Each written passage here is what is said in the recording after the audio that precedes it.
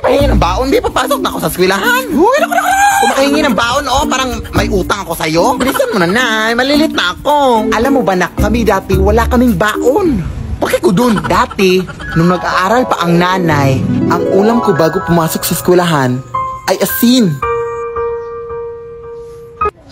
Tapos, pahirapan pa kami dati papunta sa eskwelahan kasi dadaan pa kami sa maraming ilog na may mga crocodiles.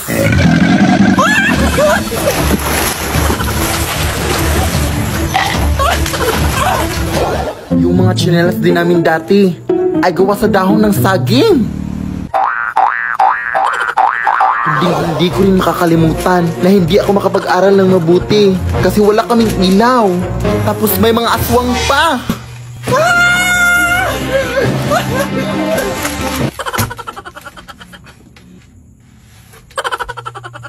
Kaya ikaw, anak. Nay! Ha? Nay! Huh? Nay! Di ka pa patapos dyan? Gabi na, Baon lang hinihingi, Ang dami mo nang nasabi. Matutulog na lang ako, Uy.